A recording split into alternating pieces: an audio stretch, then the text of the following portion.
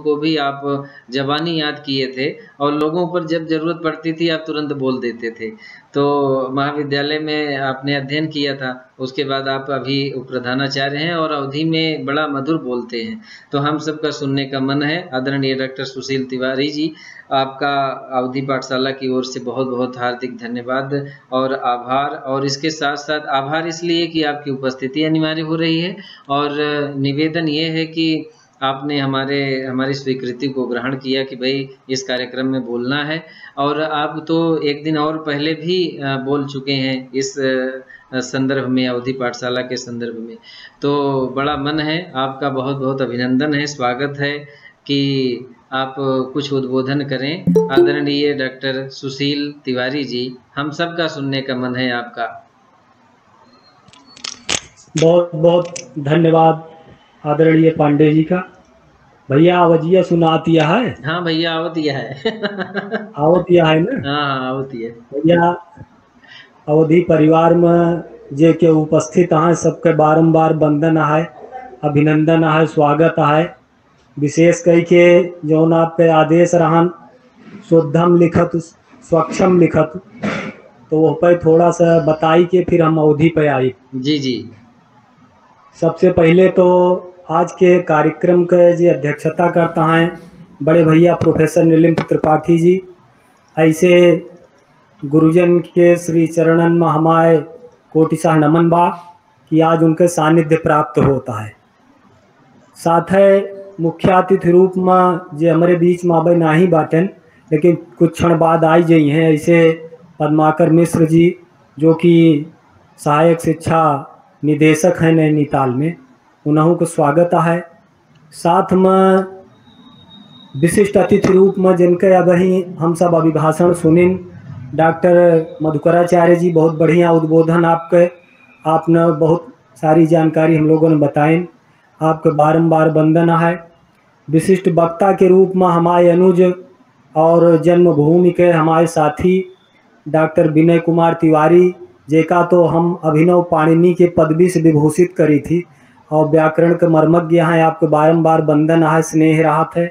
साथ है जिनकी जगह पर वहीं भैया राजेंद्र जी के हम उद्बोधन सुनिन, इतना देश के यात्रा के हैं, आपके सरस और सुबोध वक्तव्य और आपके गीत कौशल देख के मन में बड़ा हर्ष होता है कि हम ही अवधि परिवार में जन्मिन और बाबा तुलसी सूर कबीर मीरा का रुबाई जो सुनत रहिन याद ताज़ा हो गई। ऐसे भैया बारंबार वंदन।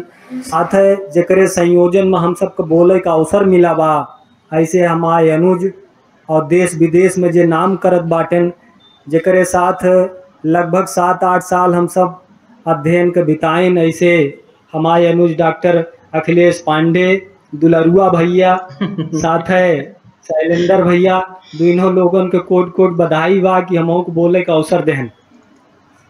सबसे पहले तो हम बतावा चाहिए थे कि शुद्धम लिखत स्वच्छम लिखत, एकरे लिए तो बराबर प्रयास चलता है। और जे हमारे गुरुजी प्राथमिक स्तर के श्री पारसनाथ त्रिपाठी गुरुजी प्राचार्य संस्कृत महाविद्यालय पूरे नोती, आपके सानिध्य में हम सब जौन आयुण रीन्द्रिक सूत्र से लय के संज्ञा प्रकरण सब सीखिन, उन्हीं के देना वो के विस्तार दे के कोशिश करत हैं। और बराबर छात्रन के बीच में, समाज के बीच में जहाँ कहीं अवसर मिलत बा कोशिश करते ही।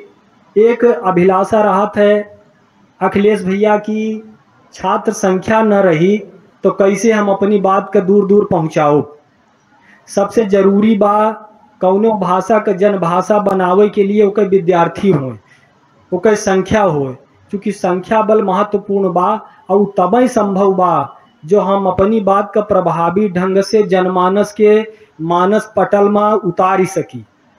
कारण यह बा कि शुद्धम लिखत स्वच्छम लिखत संस्कृत सप्ताह हम मनावत है 19 अगस्त से लेके 25 अगस्त तक, और उच्च शिक्षा के स्तर पर आदेशों आई के बाद विश्वविद्यालय स्तर पर सेमिनार, वर्कशॉप और तमाम कार्यक्रम आयोजित होत बाटन।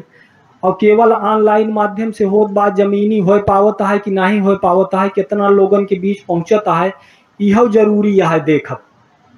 साथ है एक बात जो ध्यान दे वाली है वो ये है कि काम तो बहुत लोग करता हैं। कुछ लोग प्रसिद्धि के लिए करता हैं, कुछ लोग यश प्राप्ति के लिए करता हैं, कुछ लोग धन लोलुपता के लिए करता हैं, कुछ है लोग आप जैसे बिरला हैं जो भाषा के प्रचारार्थ करता है। जो संस्कृत भाषा वैदिक काल से लेके रही और जो ना बोलचाल के भाषा ओकरे बारे में निरंतर हम सब सुनत आवत ही कि राजा भोज के समय में एक प्रसंग आप सब सुने हुई हैं, एक बार अल्प समय में कह दे कि लकड़हारिन से पूछ लेन राजा भोज कि भारम बाधति किम, तो लकड़हारिन उत्तर देत है कि भारम न बाधते राजन यथा बाधति बाधते, हमें भार बाधा नहीं पहुंचा रहा है जितना आपका अशुद्ध भाषण बाधा पहुंचा रहा है। तो जौन लोक मंगल का भाषा संस्कृत जन भाषा रही, उस जन भाषा से हट गए एक मूल कारण है कि वो सरलता नहीं धारण कर पाइस, जनमानस के मानस पटल में वही रूप में नहीं परिवर्तन करके उतर पाइस जौने रूप में उतरे के चाहिए। आज जरूरत यह संस्कृत सप्ताह मनावत ही तो एक संकल्प ले कि ये है संस्कृत सप्ताह से हम 1, 2, 4 ऐसा जो ना छात्र निर्माण कर सकी जो संस्कृत का संस्कृत माध्यम से पढ़ सकें, बोल सकें, लोगन तक पहुंचा सकें। संस्कृत जो पढ़ाई जाती है भैया वो कहा है कि अनुवाद विधि से, और भाई बहुत बढ़िया भैया कहत रहे डॉक्टर मधुकराचार्य जी कि अनुवाद विधि में न भाव आए पावत है, न वो व्यक्तित्व निखर के आए पावत है जो मूल भाषा में रहत है। तो जरूरी यह है संस्कृत माध्यम से पढ़ाई जाए, संस्कृत का प्रचार जनमानस के बीच में हो, जैसे संस्कृत भारती ने किया, बहुत कार्य किया, और जिसके कारण आज समाज में लगभग भारतवर्ष में 12 से 14 हजार लोग संस्कृत भाषी बचे हुए हैं। उसमें मैं उनकी बहुत बड़ी देन मानता हूँ। हाँ, उसमें संस्कृत संस्थान का भी बहुत बड़ा रोल है, और अपने संपूर्ण संस्कृत विश्वविद्यालय का है, अन्य महाविद्यालयों का भी है। लेकिन जरूरत है कि आप जैसी संस्थाएं आगे आएं और उस भाषा का और संवर्धन हो, उसके साहित्य के बारे में लोगों को बताया जा सके। जैसे बनारस में चातुर्वेद संस्कृत प्रचार संस्थान है, संस्कृत के लिए कार्यक्रम आए दिन चलाता रहता है, लोगों को जागरूक कर रहा है। ऐसे संस्थान जो छिपे हुए हैं उनको ऑनलाइन ऑफलाइन दोनों तरीके से समाज निर्माण में कार्य करना पड़ेगा। महोदय, यहाँ बहुत बड़े बड़े विद्वान हमारे बीच में उपस्थित हैं और अच्छा कार्य भी कर रहे हैं।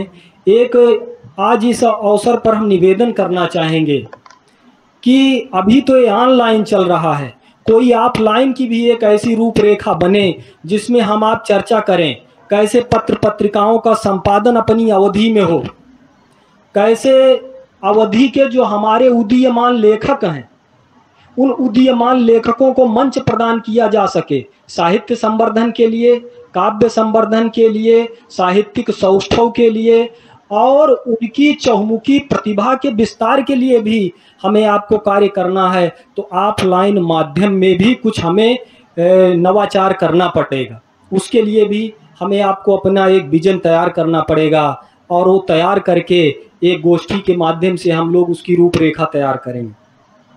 साथ ही महोदय, जो अभी तक की शिक्षा नीति आई, हम तो 2020 शिक्षा नीति का अवलोकन कर रहे, तो हमने देखा 68-86 से लेकर के और इधर 2020 तक संस्कृत को त्रिभाषा और साथ ही वैकल्पिक रूप में स्वीकार किया गया।